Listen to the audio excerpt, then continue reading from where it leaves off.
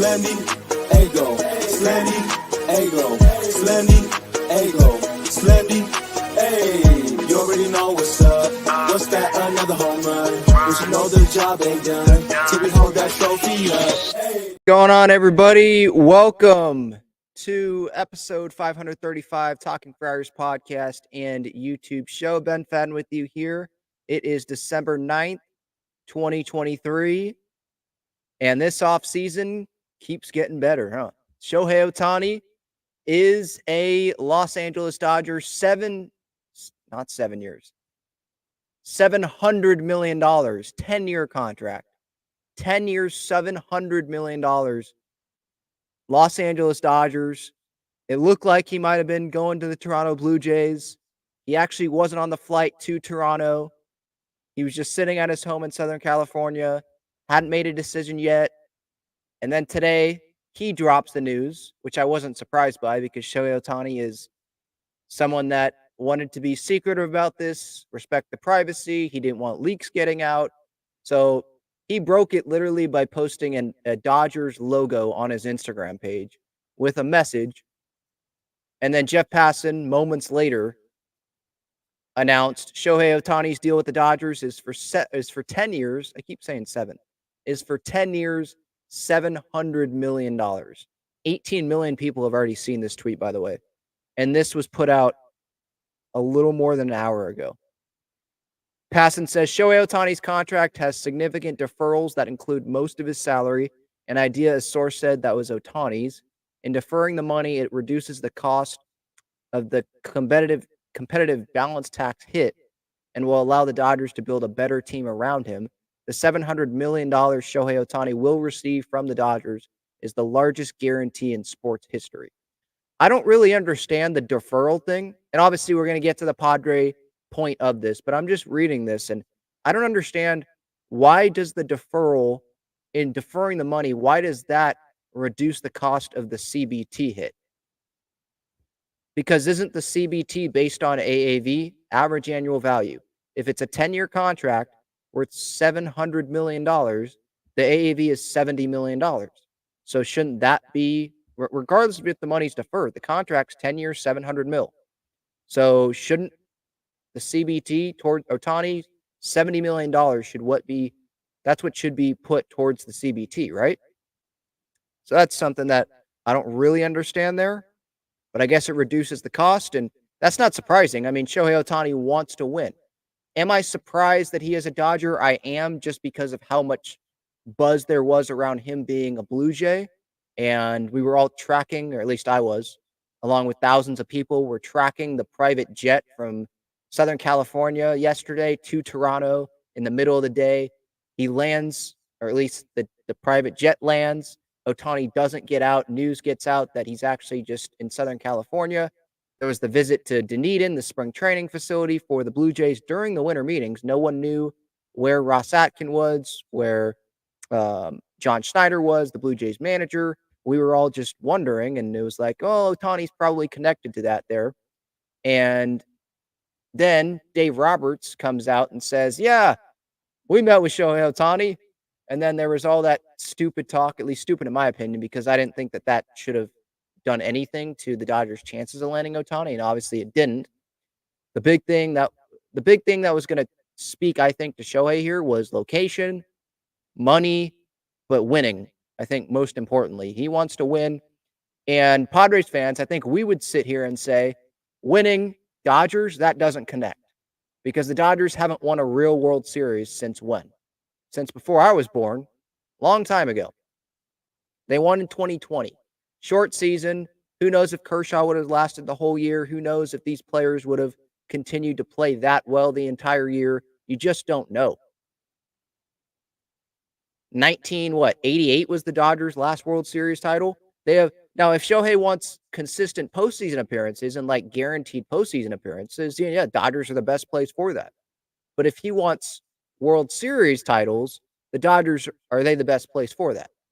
I mean, I've already made this joke in my head, and I think I've made it to some other Padres fans that have been messaging me since this news came down. All right, so the Dodgers, instead of winning 100 games, they'll win 120 games, and then they're still going to lose in the National League Division Series. Like, that's just how it's going to be. But yeah, this absolutely sucks. You don't want Shohei Ohtani to be on the Dodgers for sure. I mean, I would have loved him to be on the Blue Jays. I thought that was good for baseball. I'm sure people are smiling that Shohei's on the Dodgers. And I'm not talking about Dodger fans, but those that run Major League Baseball, because, oh my gosh, there's going to be so much attention on a big market team. But him going to Canada, I thought that would have been cool. Him being in Yankee Stadium all the time, at Fenway Park all the time, getting already owned America, Japan, and then Canada. And he would have obviously personally would have been away from the National League West. I mean, that would have been amazing. But now we're going to have to see Shohei Ohtani be in a Dodger uniform for the next decade. And he's going to be at Petco Park plenty of times. Thank goodness that the amount of divisional matchups has lessened, and it's not 19 a year now. It's 13, I think, something around there, or 11. What is? I forget how many divisional matchup it is now, but it's less visits to Petco Park, less times they have to play the Dodgers. So that's a good thing. Next year, 2024, Shohei Ohtani's not going to be pitching, so that's good news. But the Dodgers, they're still going to probably add. They're not going to get, the good news here is they're probably not going to get Yamamoto anymore. I don't know if they'll sign a big time starting pitcher now, because, I mean, that's $70 million per year. Maybe it's not, but at least the AAV's 10 years, $700 million, $70 million per year on Shohei Ohtani. That's a lot of money towards one person. That's 25% of their payroll, at least, every year for the rest of this contract, I would think. So their pitching staff right now, this is what it looks like. Walker Buehler, Bobby Miller, Ryan Pepiot, Ryan Yarbrough, and Emmett Sheehan. Kershaw could come back, but I think he's hurt right now. Dustin May, we'll see what happens there. They're going to sign some free agents, but the good news is I don't think it's going to be huge free agents. I would be shocked if they bring in Yamamoto after giving $700 million to Shohei. I thought it was one or the other. I think the Yankees have a really good shot at Yamamoto now. Would they bring in someone like Blake Snell? I don't know if they'll even do that. I think that they could just bring in, because you have Shohei Ohtani on your team, that attracts a lot of free agents, probably, to the Dodgers. They're probably already attracted to the Dodgers because postseason, good team. They have a reputation of turning players around, and, look at Jason Hayward and some of these guys where their numbers were down and it was going in the wrong direction. And then the Dodgers have changed what was happening there. So they're already appealing. Now you add Shohei on that, and they're going to be more appealing. So I could see them easily bringing in 1 year, 2 year guys, not long-term deals. This was their thing. Like, this was it. They were saving their money. They weren't spending this past off season. They were letting Trey Turner walk. They were letting a lot of good players walk. And they were like, we're saving up for Shohei. It was pretty darn obvious what they were doing. They were okay with taking a step back after losing to the Padres in 2022 in the division series after winning 111 games, losing to the Pods. They take a step back, waiting for Ohtani, and they land him. So, I mean, good for the Dodgers for landing him.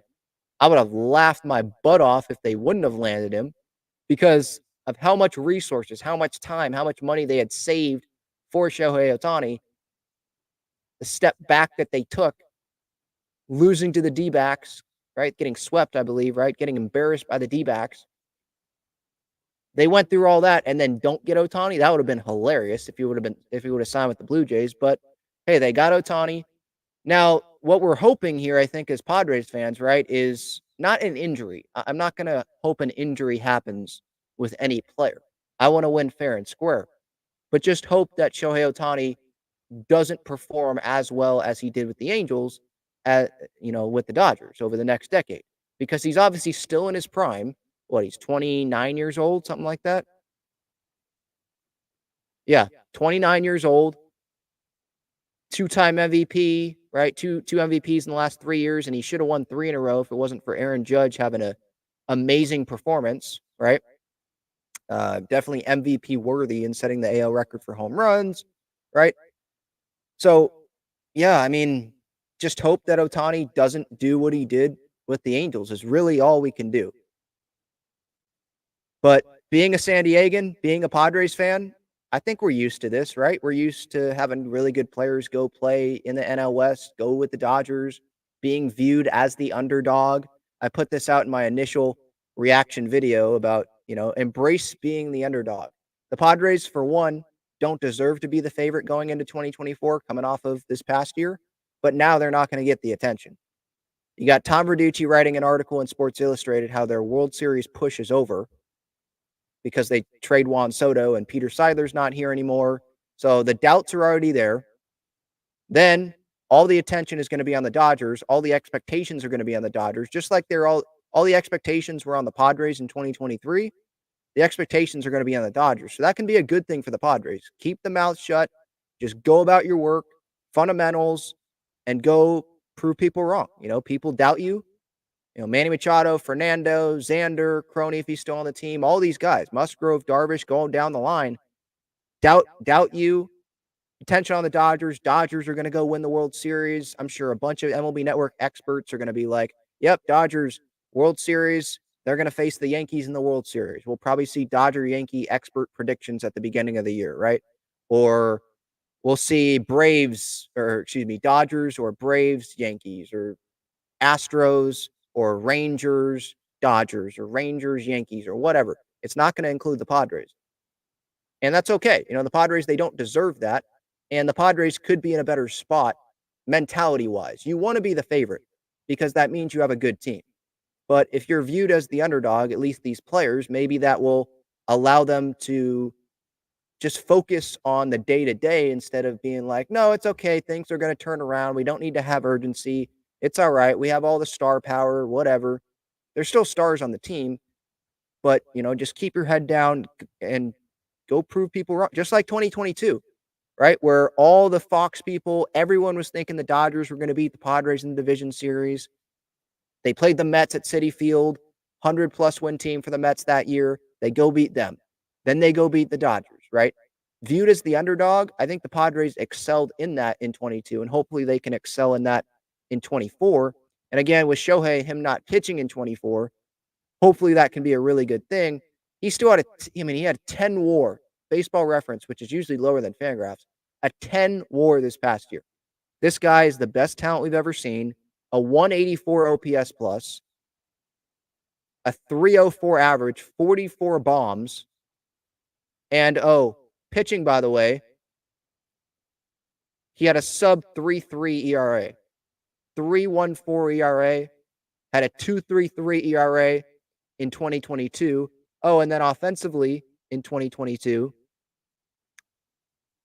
he was an all-star, obviously, hit 34 home runs, had an OPS of 875. His OPS plus was 44% above league average. I mean, the guy's crazy. He's nuts. Rookie of the year, 2-time MVP, 3 consecutive all-star appearances. I mean, yeah, that's obviously a huge boost to the Los Angeles Dodgers, but let's just hope that the Dodgers dodger and they flop come postseason time because they're going to win a ton of games in the regular season, obviously. What are they going to do when it matters the most, though? That's the big question. And the Padres in 2024, they've got to get there, right? Dodgers have to get there as well, but more like the Padres, they've got to get there. And that's all that matters. Sure, Mike Schilt can talk about the National League West, but you got to get there. Just get to the postseason. That's what is most important. Make it and then see what happens. You never know what's going to happen in a short series. Sure, if Dodger fans lose in the postseason in the first round, they're going to be whining, oh, regular season champs. Oh, we had the rest because we had the bye and all that. Like, save it, right? That's a long ways away. We got to get there first. But that's a big question with the Dodgers. Are they going to be able to perform? Are they going to be able to perform? Is Shohei going to perform? Is Freddie, is Mookie, who didn't perform this past season when it mattered the most? Are they going to perform when it matters the most? Ohtani showed up in the WBC, but he's never made it to the postseason in Major League Baseball. So we'll see. Some super chats here. Matthew, thank you so much. Thank you, everyone, for the super chats. I will get to your comments first. Those jump to the front of the line. It just makes it very easy for me to see these comments, supports the channel, so I definitely appreciate that. Matthew says here, we have to sign Snell. I don't think we have to sign Snell.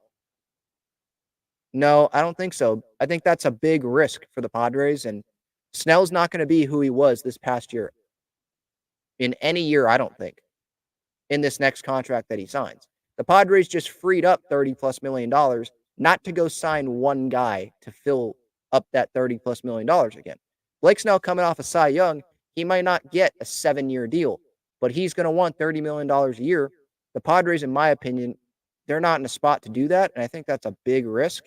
I would rather just go get some 1-year deal guys or 2-year deal guys and then see what the prospects, Robbie Snelling, see what Michael King can give you these next couple years, see what not Dylan, I was mixing the names. Drew Thorpe, I was going to say Dylan Thorpe, but Dylan Lesko, sorry. Lesko's probably a couple years away. But Thorpe, see what he can give you. See what Iriarte and Mazur, see what these young guys can give you. And guess what? That will free up some money to go spend on other parts of the roster that maybe you don't have as good as of the depth in as you do, it seems like, at least looking at rankings and all that, pitching. So Snell, I don't think we have to sign Snell. Now, he might go sign with the San Francisco Giants now because the Giants were in on Ohtani. Maybe Yamamoto goes to the Giants. So this offseason could sting even more if we see another star go to another NL West team. But I think we all know the position that the Padres are in right now, right? Like, they were trimming the payroll to try to gain more roster flexibility or financial flexibility to go build out the roster, and we'll see how they do that. Jung-Hoo Lee, if they sign him, I know that a lot of Padres fans want the Padres to bring in Jung-Hoo Lee. That would be an interesting guy. He hits over 300, 5 straight Gold Gloves. Like, this guy, he's a lefty bat. Padres need lefties in the order. It's an appealing name for sure, but there are question marks there. Pitching-wise, though, getting back to that, Matthew, I would not take that risk on Snell because I think he's going to get paid, rightfully so, after this Cy Young year. We know what Blake Snell has been, though, like the inconsistency. And if he signs with the Padres, I'm going to love to have Blake Snell on the team and hope that he can give us another Cy Young season. But financially, money-wise, per year, AAV, I just don't think that's the smartest thing for the Padres. But thank you for that super chat. Steve says here, if he's getting less money at the front of the contract, then he adds less the payroll AAV. Oh, you're saying for Ohtani, but AAV is average annual value. You're saying if he's getting less money at the front of the contract, when he adds less, or excuse me, then he adds less the payroll. But AAV, the CBT is for AAV. It's not what you're making per year. Like Manny Machado, for example, if you look at his contract, $13 million, and then I think that's going to go up in a little bit. The luxury tax salary for Manny is 31.8, a little over $31.8 million. That's not what he's actually making in 2024, but that's what's going to go towards the CBT, I believe. I could be wrong on that, but I think that's how it is. So I think Shohei, regardless of what is happening there with how much money he's actually going to be making in 24 and 25 and however the contract is going to be structured, $70 million, I think, is what should be going towards the CBT. But Steve, I appreciate that super chat. Thank you very much. Daniel, my goodness. Man, that is generous of you. $50 super chat. Thank you so much. Daniel says, thanks for streaming. Keep up the good work. Thank you. I really do appreciate that. You definitely did not need to do that. You really did not need to do that. But thank you so much for that. I appreciate that. Okay, so what does this mean? Ohtani to the Dodgers. What does this mean for the Padres? Short term, long term. Short term, what I would say is, yeah, it's going to hurt the Padres when Shohei Ohtani comes into town, when the Padres have to go to Dodger Stadium, and just trying to win the NL West. Shohei Ohtani, it's not just Padres-Dodgers matchups that's going to affect. Shohei every night for the Dodgers in that lineup is how that's going to help the Dodgers even more, right? So, yeah, it sucks to see Shohei be with the Dodgers. I'm happy that he's not going to be pitching in 2024. At least that's the plan, is for him not to pitch, because him pitching and hitting, that would make it tougher. But again, as I said earlier, what I care about the most, as I did last year, this past season, I should say, not last year because we're still in 2023, but this past season, same thing I cared about. Get into the postseason. Sure, is it nice to win the National League West? Yeah. Haven't done that in a long time. When was the last time we did that? When I was like 3? Yeah, it's been a while. I'd love to actually, remember a National League West title. That would be cool. But getting to the postseason is what matters the most. So get there. Sure, Dodgers, they might win 120 games. We'll see. If the Padres win 85, 87 and get in, that's what I care about. Because I'm trying to go win the World Series. We want this team to go win the World Series.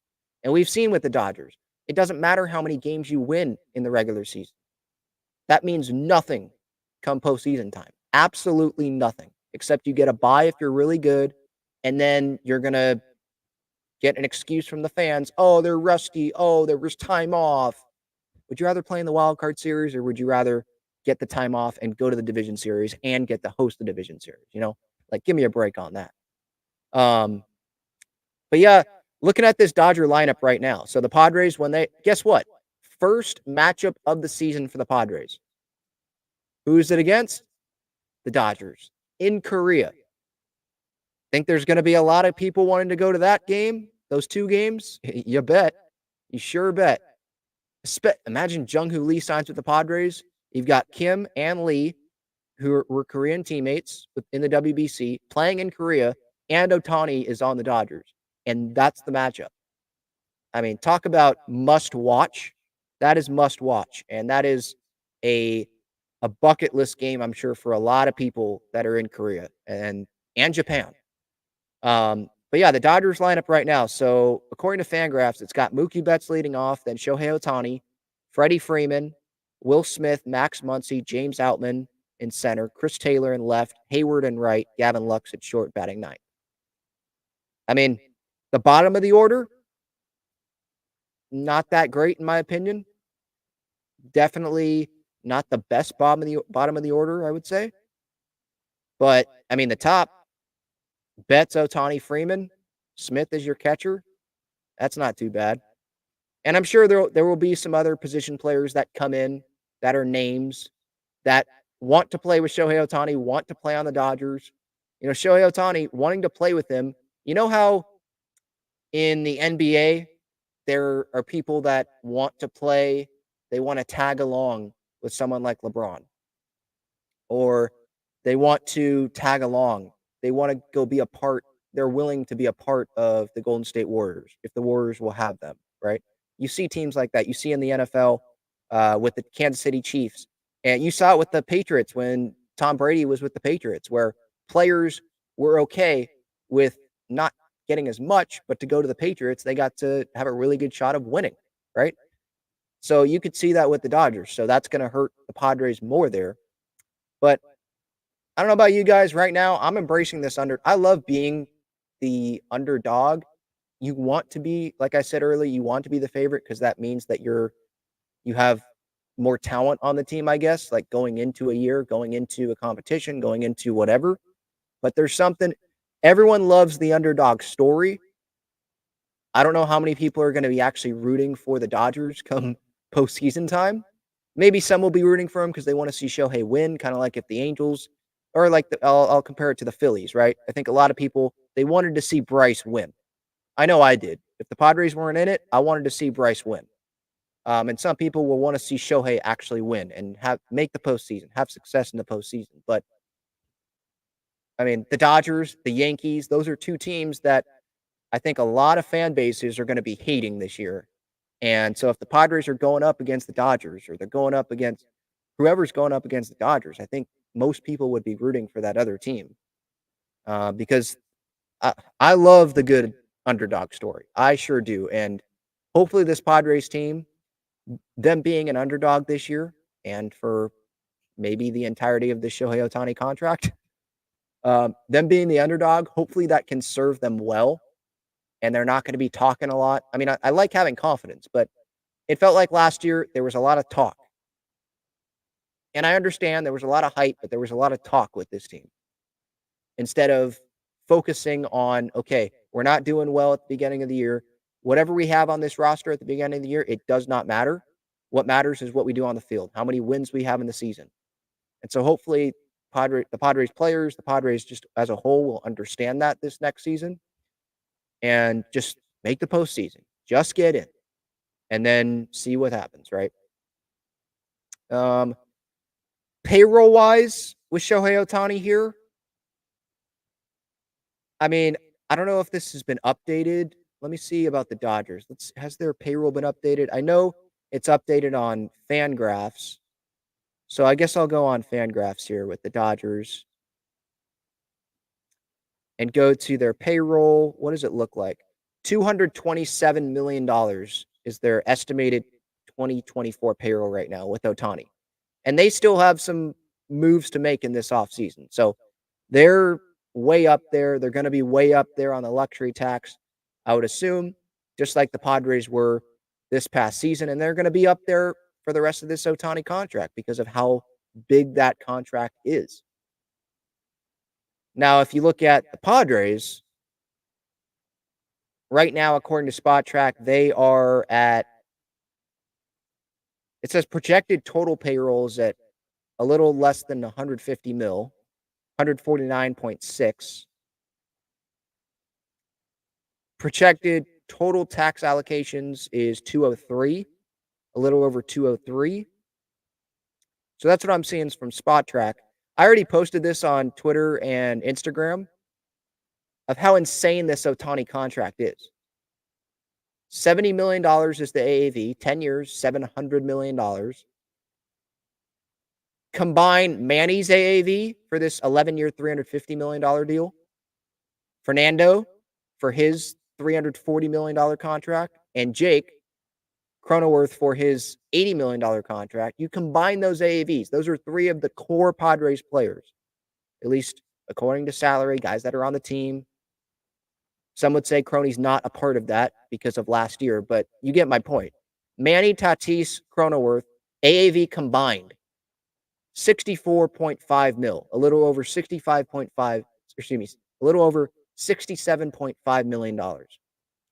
Combined, those three. Ohtani by himself is 70. Like, that's crazy.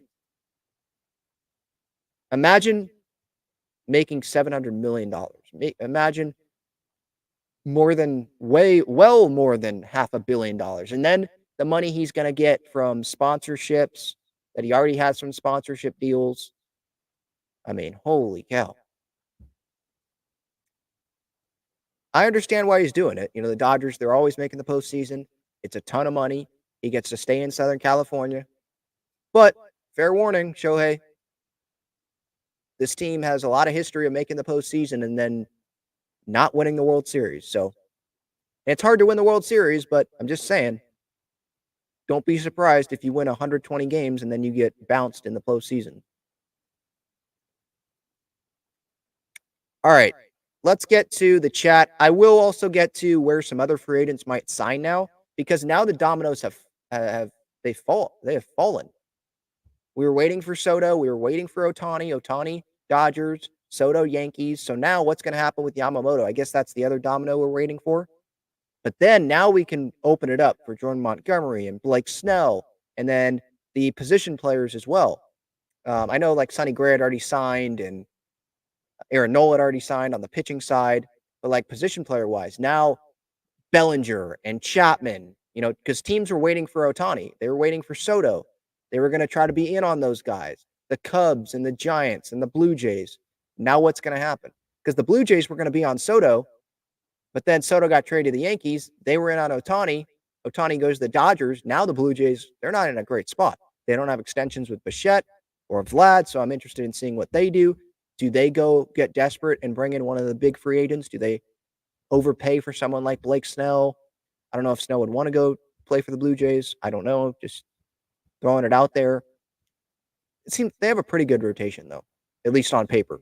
Looking at the names there, so we'll see. But this opens the door. So yeah, before getting to the chat, I mean, free agency wise, if I go to, because I don't want to forget some of the names here. Free agent tracker. Let's start off starting pitching wise. There's guys like Marcus Stroman as well. Starting pitching, available free agents. Marcus Stroman. Guys like, I mean, the Alex Wood. I think those markets were still held up. You could say like, well, Ohtani, if you're in on Alex Wood, that doesn't mean you're in on Ohtani. Like he could have signed, but there are teams out there that were waiting for Ohtani, but now maybe they're going to turn their focus totally to starting pitching. Or once Yamamoto signs, they're going to turn their focus to other guys, and then Wood, Mania, Clevenger, Giolito, Montgomery as well, or that's the tier higher. Kluber, Paxton, Lugo, Waka, Flaherty, guys like that will come off the board. But for the Padres, I mean, it's not like they were in on Shohei Ohtani, although that was a hilarious moment on the Darren Smith show yesterday when AJ Preller was on there. And Darren was surprised that AJ could mention Ohtani's name. And it was like a fake laugh that Preller gave. So that was a little interesting, but no, the Padres weren't going to sign Shohei Ohtani. So they weren't in that. But I think that agents of these pitchers, agents of these other players were waiting for Ohtani, probably still waiting for Yamamoto, waiting for the Soto deal, waiting for those to happen. And then they can really go and talk to teams, because then teams have a better picture of, okay, how much are we willing to give? Who do we want to go get? Because they missed out on some of these players, right? If we go to like position players, Padre wise, again, like Ohtani, that doesn't really, I don't think it changes a whole lot. I think it just, that big domino, I think that starts players, agents wanting to sign now. Because I think some will want to sign before the holiday really gets going here, before Christmas nears. Probably want to get that done. I think there's more clarity because the Dodgers, okay, they signed Ohtani. So JD Martinez isn't going there. So who's going to jump in on the JD Martinez market, right? Maybe if Ohtani didn't go there, maybe they would have brought in a significant outfielder. I don't know. I don't know if they would have brought back Bellinger, but I'm just saying, like, they had a lot of money to spend. So now other teams maybe can go get those guys and be more in on those guys, or the agents of players will really go approach these teams because, all right, Ohtani signing with the Dodgers. We know that. Soto's with the Yankees. We know that. So I think that we're going to see some action here. There's obviously a ton of free agents out there. Padre wise, I already went over in the previous episode, 534, so you can check that out. Position players, pitchers, free agent market, trade market as well. Who could they go after now that Juan Soto has been traded and they cleared up that room? Because there wasn't that clarification before the Soto trade. We were like, well, they could go after these guys if Soto was dealt, but we didn't know because Soto wasn't dealt yet. It wasn't guaranteed that his salary was coming off the books. But now that he's off the books, him and Trent Grisham, now that presents, all right, here's some different lanes the Padres could go down. Some of the names that I did mention on the show, I believe, or were at least mentioned in the chat last show, Rhys Hoskins, Jorge Soler's out there, Michael Brantley, Joey Gallo jokingly. JD Martinez is out there, DH option. Padres need a bat, but I think they want lefty bats.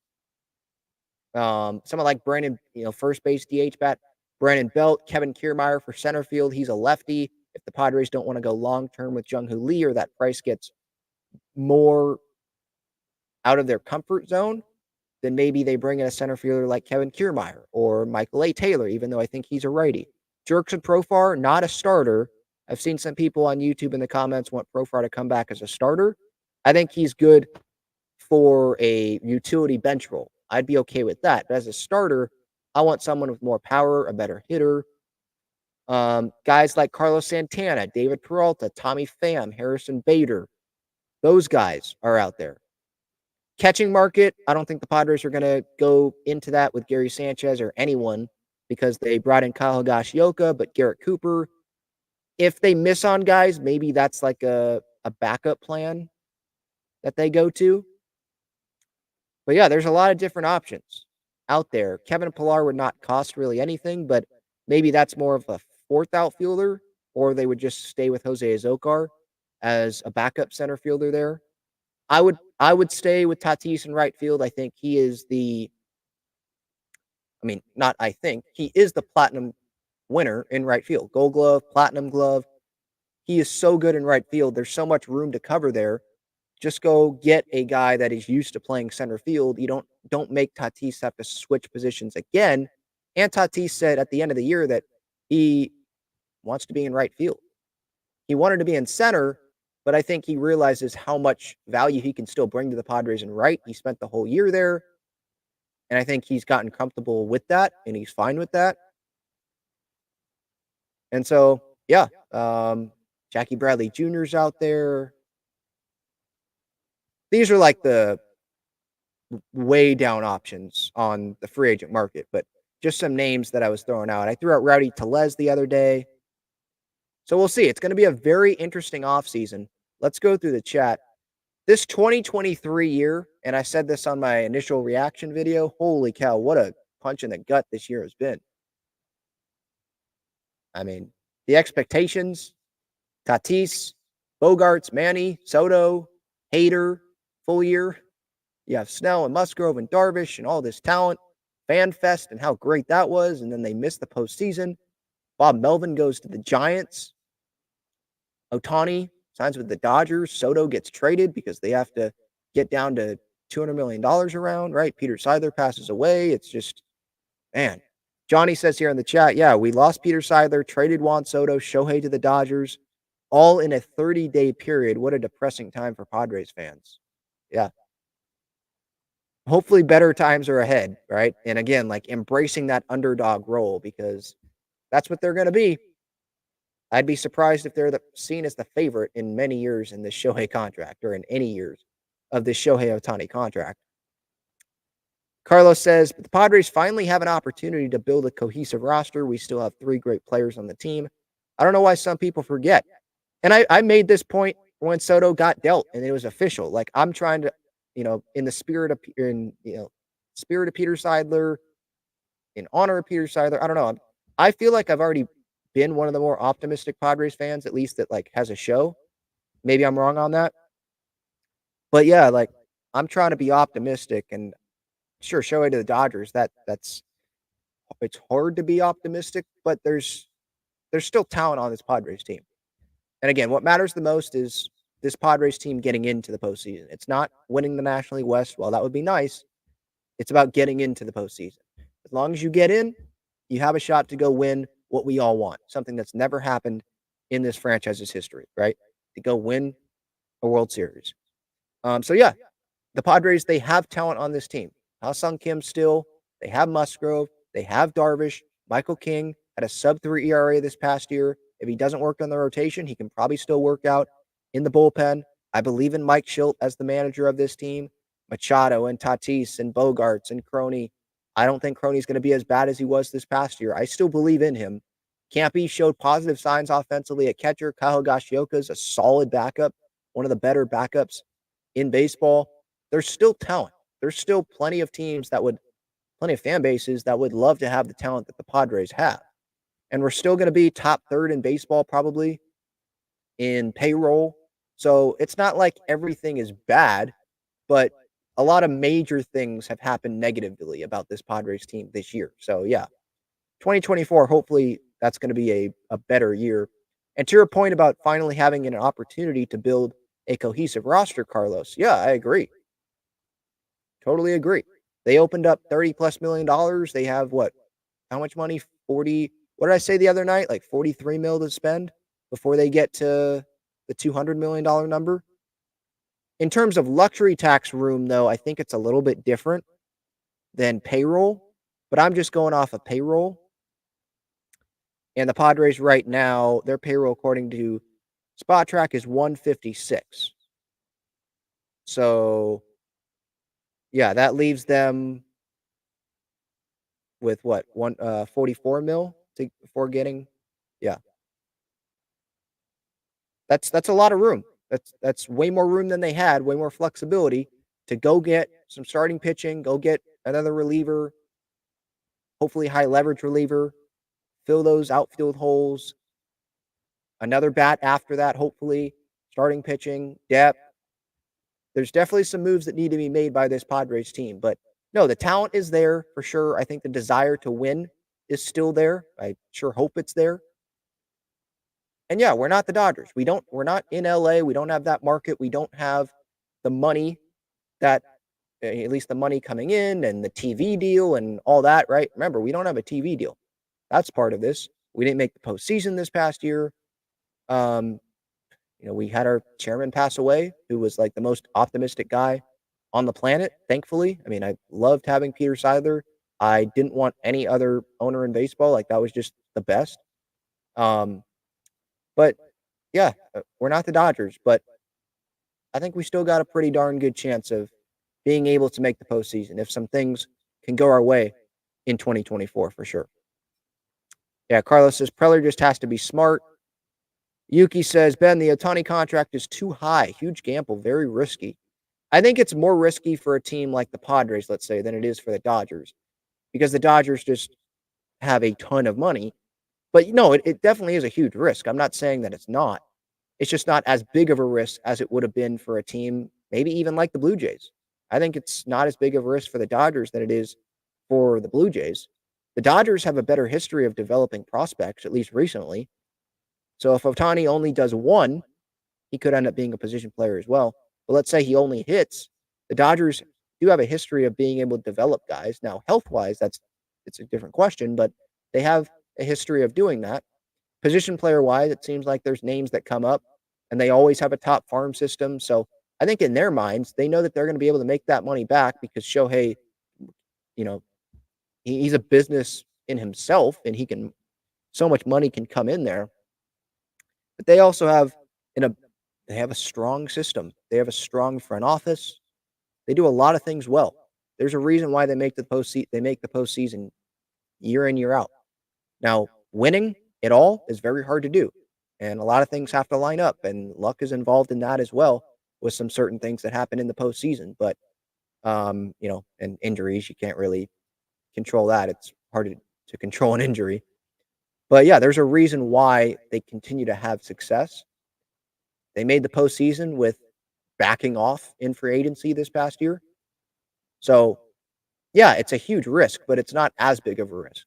And I think that's part of why they were comfortable doing this. But I mean, yeah, $700 million. Imagine that. That is not what any of us were expecting. There were debates about, because Shohei got hurt, the UCL. They weren't calling it Tommy John surgery, but elbow surgery, I think, right? And everyone was like, oh, so is he not going to get $500 million now? And maybe he won't. Most people, I think John Heyman maybe threw out 600 million, but a lot of people were talking about 450 to 500, I think. And then we saw today 700 mil. And I'm like, what? That is freaking nuts. 700 for 10 years. If it was $700 million, I thought it wasn't going to be 10 years. I thought it would have been like 13 years, right? Like spread it out. But no, 10 years, $700 million. Good for Shohei. But that Dodger Nation dude, what's that guy's name? It's weird because I think the article was still up of that Dodger Nation writer saying it's over. Shohei Ohtani signing with the Blue Jays, because that was yesterday.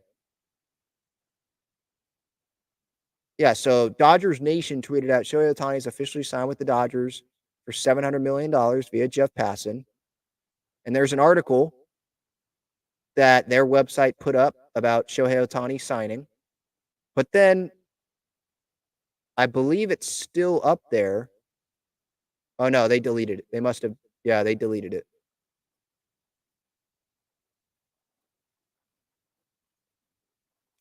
They must have deleted it. JP Hornstra, he wrote an article yesterday saying it's done. He's signing with the Blue Jays.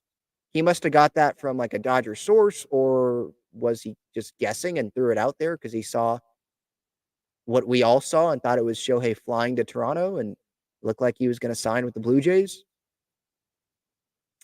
But yeah, his credibility's gone. So, I mean, reverse jinx ended up working out for Dodger fans there, which sucks. But man, those Petco Park games, Padres, Dodgers, whew, that's going to be freaking entertaining for sure. Happy Saturday, C. Mertlick. Yeah, $700 million is just crazy. Adam says, we will be fine without him. Couldn't sign him anyways. Yeah, I knew that. I just didn't want him signing with an NL West team. And then Blake Snell or Yamamoto or whoever goes and signs with the Giants. Just makes it even more tough, right? Devin says, having an expensive DH for $700 million is nuts. But it's a DH for this year, and then he's going to go back to pitching as well. I don't believe that he's just going to stop pitching. But yeah, short term and long term, I mean, from the Padres' view, like I've said, short term, it's good that he's not pitching in 24, but, he's still going to have the bat, and he can still hit 40 home runs for the Dodgers this next year. And that still hurts the Padres in the division, right? It's not just Padres-Dodger matchups. And then long term, him pitching and hitting against the Padres and just him hitting and pitching for the Dodgers every game. Not pitching every game, but you get what I'm saying. Pitching and hitting. I don't know how long he's going to do both, but him doing that for, let's say, even the first half of the contract for the next 5 years, next 4 years, pitching and hitting, because he's not doing it in 2024. That's going to hurt the Padres every night in the standings in the NL West. NL West, them winning the NL West is one way to get into the postseason. That's why I'm mentioning it. And what if the Dodgers have a down year, but with the talent that they have, they could still finish ahead of the Padres and make the postseason over the Padres? Like, they're taking up a spot in the postseason, which they already were doing without Shohei, and now that's even more guaranteed is what it feels like. And around the National League, it's even more competitive. It feels like every year there's more and more teams. Look at the NL Central. The Cubs, sure, they missed out on Ohtani, but with Craig Counsell, they're just going to sit there and do nothing. There's them. There's the Cardinals. The Dodgers, obviously, in the West. The Giants, they're going to do something with Bob Melvin, right? The D-backs just made it to the World Series. And then the NL East, best division probably in, or at least this past year, maybe the best division in the National League. I don't know. At the end of this offseason, we'll see where the NL West is. But right now, NL East is loaded. Marlins made the postseason this past year. The Nationals, they're on an up. They're in the right direction. They're trending in the right direction. I'm not going to put them in the same category as contenders, but it's tough. NL East, you look at the Mets. We'll see what they do. They're not trying to go for it in 24, but they will in 25, according to what Max Scherzer said when Billy Epler and Steve Cohen talked to him before Scherzer was traded to the Rangers before this past season's deadline. There's the Phillies, obviously, with all the talent that they have. There's the Braves, who now with the Dodgers, it seems like them two guaranteed in the postseason every year. I'm not forgetting anyone, right? Mets, Phillies, Braves, Marlins. Yeah, Nationals. They're trending in the right direction.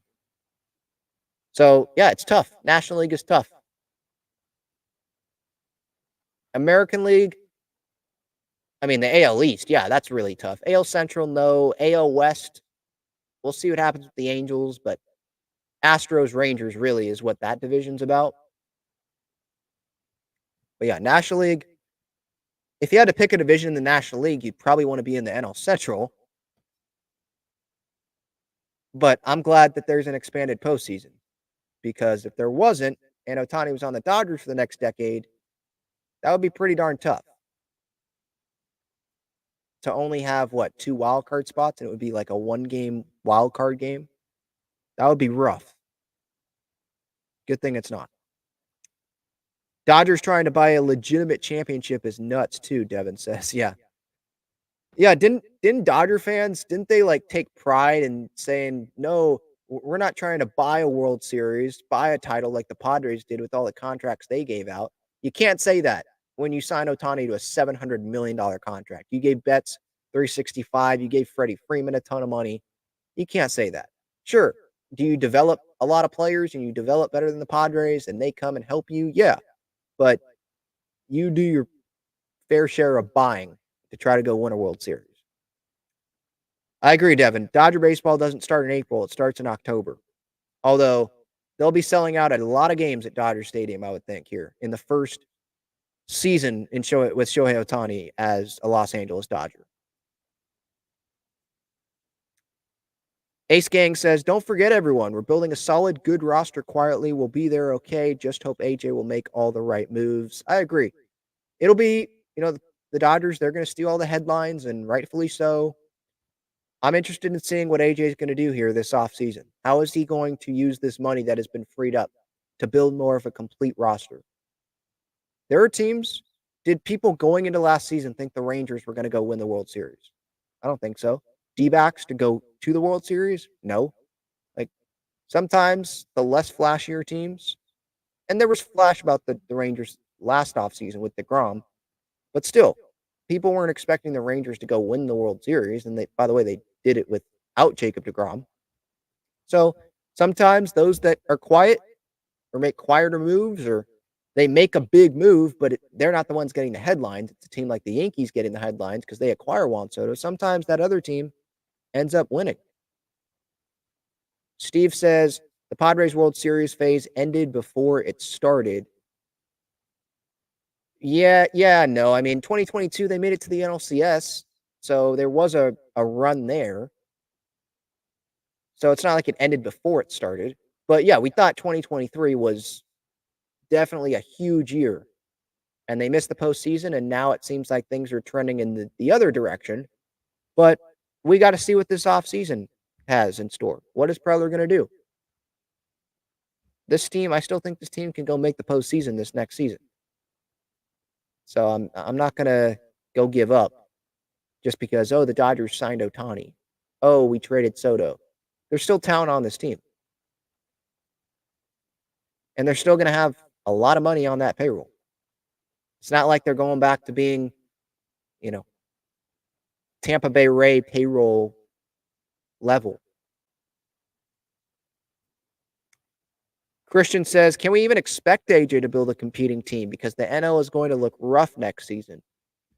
I understand if you don't think that he can, because we've never won a World Series with AJ ever, or with AJ Preller as well running the team. We've never gotten to a World Series. But AJ Preller in the past has made moves, some under-the-radar moves that have ended up working out. He has made trades that have ended up working out and have put the Padres in a spot where we've got a good amount of talent on this team, right? Won the Musgrove trade, won the Darvish trade for now, right? I don't even know some of these players that the Padres traded to the Cubs. I think they were really young at the time, so we might not know. But for now, I mean, and they signed him to the extension, so there's that. They won the Blake Snell trade. Tommy Pham and Cronenworth, they won that. So, like, there's been moves. And, like, the Grisham trade, for example, Grish was big in the postseason in 22 for the Padres.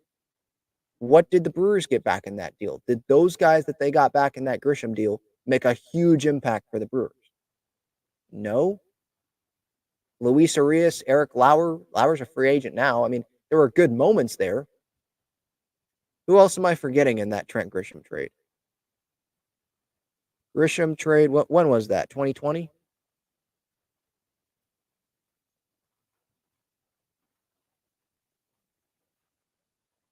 All it's showing is the Yankees part of it. Arias, Lauer, and a player to be named later, Josh Hader, as much as I think a lot of Padres fans didn't like him this year, especially at the end, what did they give up in that Josh Hader deal? Taylor Rogers, Estier Ruiz, who's not even on the Brewers anymore. Like, I could go down the list here, and a lot of the deals Preller's made. Have there been bad ones? Yes. Like Clevenger, that didn't work out. Nola with Seattle, that didn't work out. I understand. But there's been some good moves here. Obviously, Tatis. But there's been good moves from Preller that has put the Padres in a spot where they can go win. Or at least on paper, we thought it was going to be a good team, good enough to go win, go be a postseason team. Bullpen relievers, signing guys to 1-2-year deals. Waka Lugo this past year in the rotation. So he can build a competitive team. I do believe he can do that. It's just a matter of health. Can he do it this year?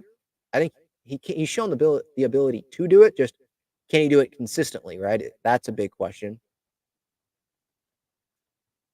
David says this Dodgers roster has flopped 10 years running.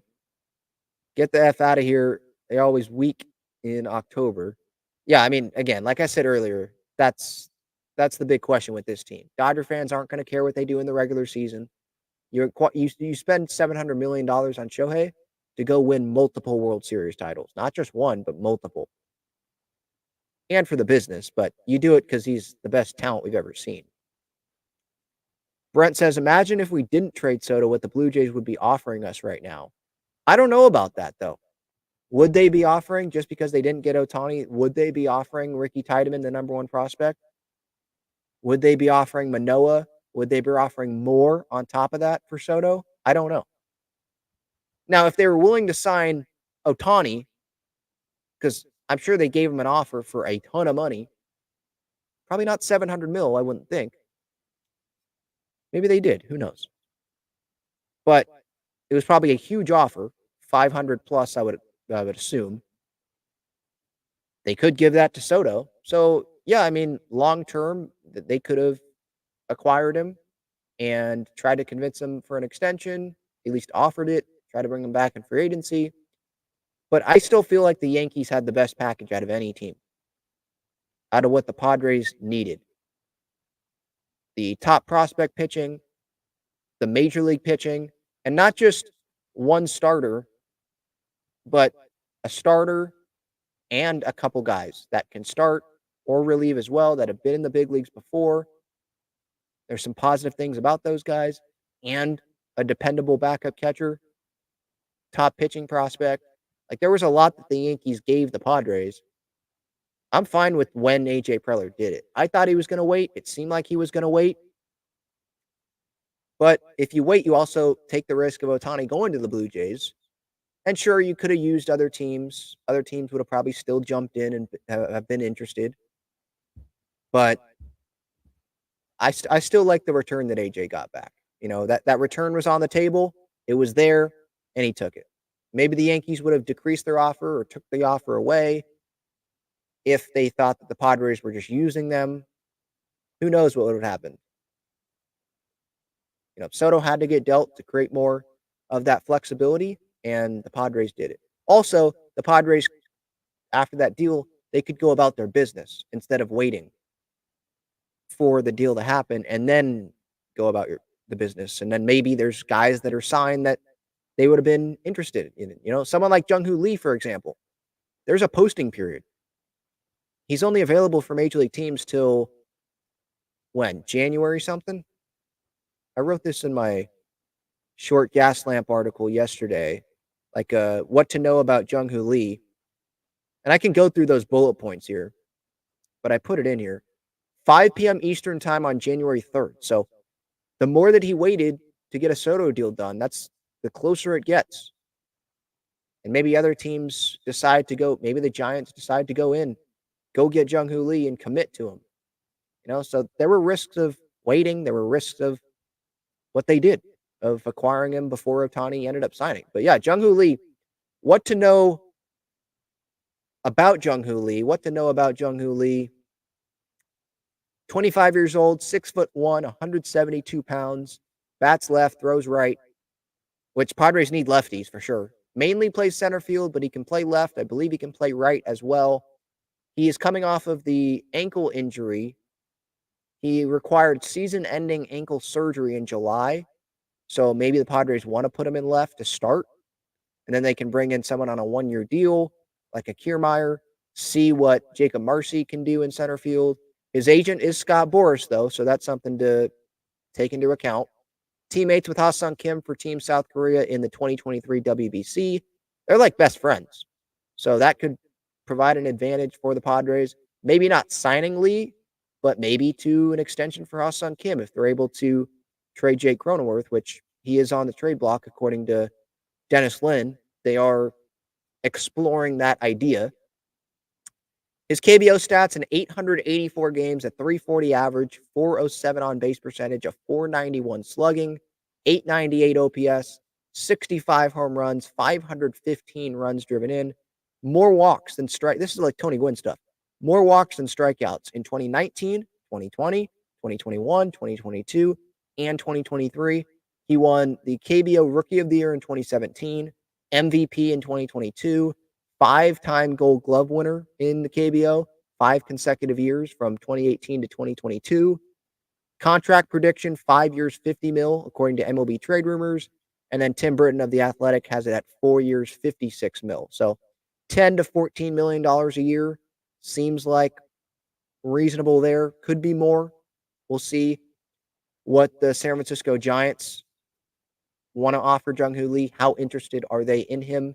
Maybe they want to go after Bellinger over Lee. Maybe they don't want to go after Bellinger. His price tag's too much. We'll see. But this would be an interesting name for the Padres to add for sure. They need lefties. I just question, will he be able to immediately be able to hit big league pitching? What will he do against Josh Hader, Johan Duran, guys that throw gas? What will he be able to do against Shohei Ohtani in 2025? Because Ohtani throws upper 90s. What will he be able to do against those bullpens? Because KBO pitching is different from Major League Baseball pitching. Major League Baseball pitching is the top level. It's upper 90s consistently. That's not something that's a rarity anymore. Some guys throw 102, and then you have to adjust to the breaking stuff as well. So this guy, lefty bat, hits for average. He walks more than he strikes out. Like, that's attractive. That's a attractive player if I'm the San Diego Padres. It's just a risk giving him a long-term contract, not knowing if he's going to be able to excel. Can the Padres afford to sign Jung-Hoo Lee and have him develop like Ha-Seong Kim did, where it took time? Padres, you're trying to win right now. You can't get back these prime years of Manny Machado and Joe Musgrove and Fernando and Xander, right? Like, you're trying to win right now. So would you rather go sign a 1 or 2 year deal for a left fielder and bring in a 1-year deal for someone like Kevin Kiermaier or a vet center fielder that has faced big league pitching? But Jung-Hoo Lee is a better hitter than someone like Kevin Kiermaier, at least if you're judging on numbers. But Jung-Hoo Lee, there is the question mark of facing big league pitching. But that's some stuff to know about Jung-Hoo Lee. It's someone that I would be very interested in if he comes to the Padres and I've been looking at highlights and offense, defense. Like, it seems like it's there for sure. And he's talented. The Padres are interested. They should be interested. I just wonder, what is their comfort range for price, for years? Are they willing to go only 4, not 5? Are they willing to go 5, not 6? Are they willing to go 50 mil, that's it? More than that?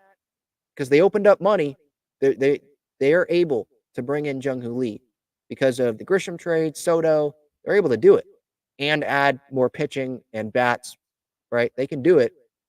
It's not like you have to give this guy $30 million a year, but maybe they want to go with guys that have already played at the big league level. We shall see. Julio says, yeah, I agree with this one. I liked rooting for Ohtani, but not anymore. That's kind of how I feel. He's fun to watch, but no, not anymore with the Dodgers.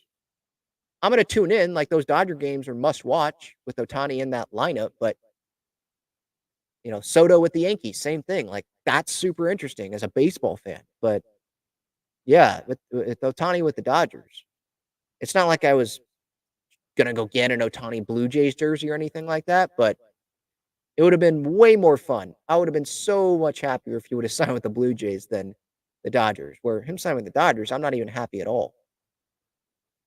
Sure, some might say, well, it's good for baseball, him being on an iconic brand like the Dodgers.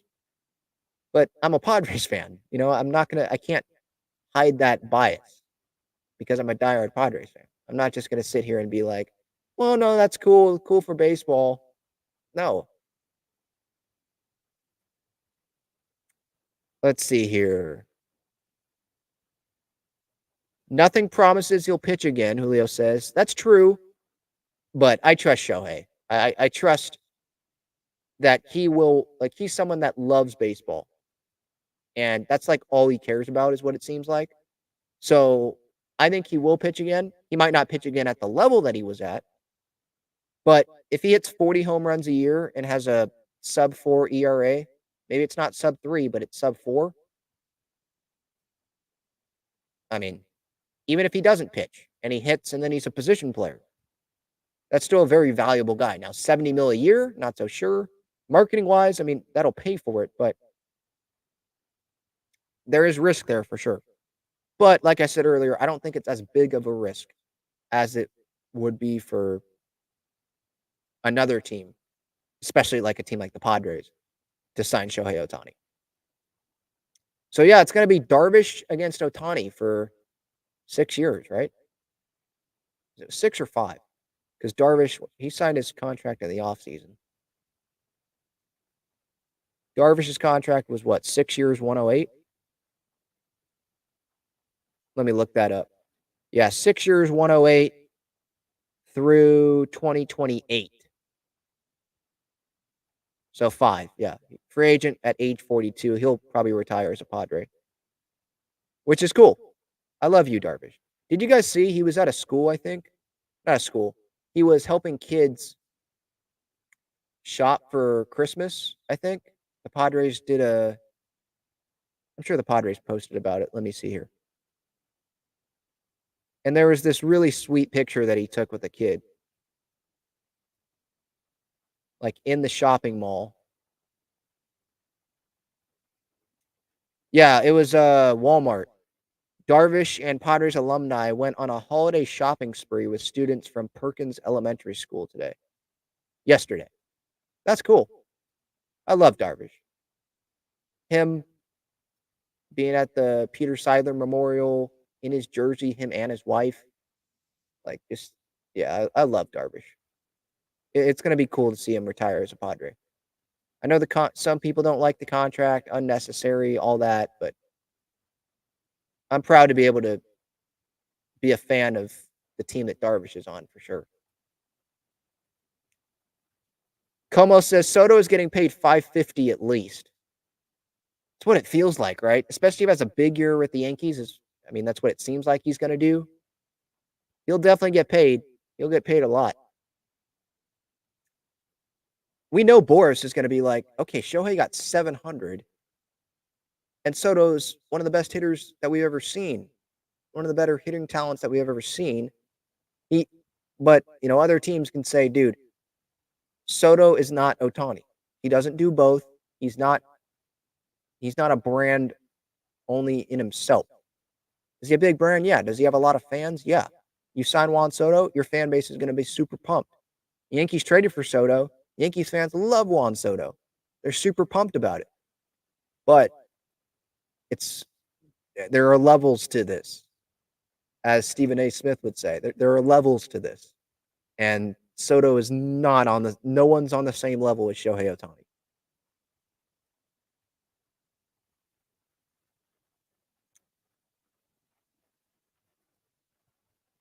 Johnny asks, what if we also got Soto back next year? He's joking. Yeah, not happening. But the Yankees did that with Aroldis Chapman, traded him from the Yankees to the Cubs. Cubs won a World Series. He signs back with the Yankees. So the Yankees got Gleyber Torres in that deal. I think Clint Frazier as well. Now, it didn't work out a lot for him, but they got Chapman back, and that was a lost season for the Yankees. So that has happened before. But no, it's not going to happen with the Padres. Julio says, Padres have played versus Ohtani. I don't remember him doing anything. This ain't scary at all. I think that's you convincing yourself that it's not scary. Yes, he went 0 against the Padres at Petco Park. And social media thought I was being serious for some reason when I tweeted out overrated, that he went 0 for 10, I think, in the series against the Padres this past season. I know he's super talented. I'd love to have Shohei Ohtani on the team. He's the best talent I've ever seen play baseball. Like, he's amazing. He's going to play against the Padres for a decade. He's going to hurt the Padres. He might not hurt the Padres for 1 year or for a couple series, but he's going to hurt the Padres. It's going to happen. You don't go a decade without hurting the Padres when you're the talent of Shohei Ohtani. Betts has hurt the Padres plenty, and he's going to continue to do that. Freddie Freeman has. Now, in the postseason in 22, they didn't. And you hope that is what happens if the Padres face the Dodgers in the postseason. But yeah, you might not remember him doing anything against the Padres, but he's going to at some point. All right, going through the chat here, seeing if anything sticks out. I wasn't planning on doing this for over an hour, but there's still over 100 people in here, so I appreciate each and every one of you for joining on this live stream here. For the podcast audience, thank you. YouTube replay audience, thank you.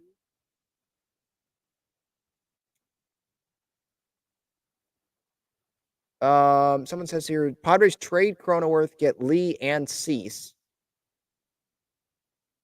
So would you be trading Cronenworth in the Dylan Cease deal to the White Sox? I don't think the White Sox want to be taking on a long-term deal when they're rebuilding. They can get Lee even without trading Jake Cronenworth. With the room that they've created, they can do that. Trading Cron would open up a Kim extension, you would think. But again, I go to the question of which team wants to take on Jake's contract, because I don't think the Padres want to eat the Cronenworth contract. They'd be trading Cronenworth in a salary dump to try to save the money, open up more flexibility than they have. So, and at the same time, the Padres probably want major league pieces to help them back right now. So where does that match? What team? And I'll look more into it. But what I'm having a hard time just off the top of my head thinking of teams that would want Jake Cronenworth's contract and give the Padres what they might want for Jake Cronenworth. The Padres being a team that's still trying to contend right now.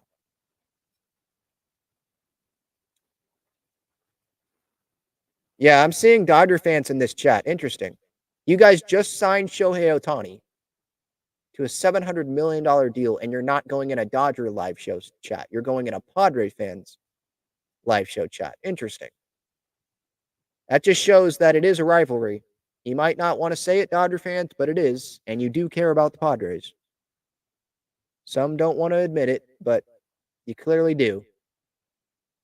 Yeah, go spend. I mean, thank you for tuning in. Feel free to keep tuning in, but I just think it's funny that Dodger fans are in a Padres fans channel live show. I get comments from Dodger fans too sometimes. Like, it's interesting how Dodger fans want to do that. But I appreciate you tuning in. This is a fact, Carlos. Yes. Dodgers and the Padres had the same amount of wins in the 2023 postseason. That is a fact.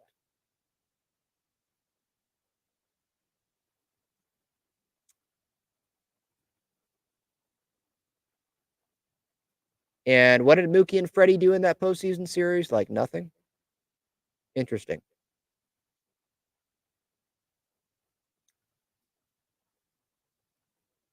Lee Soler Profar. Not me solo says Lee Soler Profar. That's who he wants. So yeah, Profar is a bench guy. I'd be in on that. Soler as your big bat. I think he can play some right field, but would he play left? I think. Probably not great. He'd probably be mainly your DH bat. Manny's going to start the season, you would think, as the DH. But I mean, yeah, that's a big bat that the Padres would be adding. How much would that cost, though? Is that $15 million a year for 3-4 years? I don't know how much Soler would cost. Lee, as we went over, that would be cheaper per year, but probably longer than a Soler contract.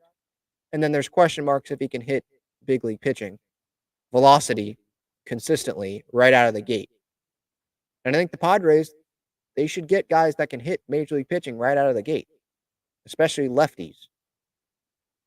So I'm not totally against the Lee signing. I just hope if they sign Lee, they bring in some guys that have a proven track record of hitting major league velocity. And at least have the experience hitting against major league pitching, consistently. Yeah, good question, Matthew. What is a ticket to a Dodger game going to cost? I know they have more seats than Petco does. The Dodger dogs are probably going to cost $20. I know that Japan, all the money coming in from there, and there's going to be a ton of marketing dollars that will come from signing Shohei. But we were thinking about $500 million. We were thinking about 550, not $700 million. That's different. That's on a totally different level. And how much more is there room for advertising for the Dodgers? I feel like there's already a ton of interest in advertising for the Dodgers. And there's only so much room at Dodger Stadium for seats, right? Like there's a ton of seats. They can raise prices and Dodger fans will pay them still. Like I don't think that they're going to have trouble paying the contract. It's just because it's the Dodgers, but that's a ton of money. And that might prohibit them down the line from bringing in some other guys. So long term, that could end up being a positive for the Padres. But right now, yeah, it's a sucky feeling seeing Shohei post that Dodger logo on his Instagram. All right, that's going to do it. Talking Friars, episode 535. Thank you all for the time. Really do appreciate it. SeatGeek code Talking Friars, $20 off your order. San Diego State plays tonight. I don't know if they're on SeatGeek, but I know that Breaking Tea has some San Diego State stuff, shirts, sweatshirts. So go check them out. BreakingT.com. Click the link in the description there. Foco has some great Padres items there as well.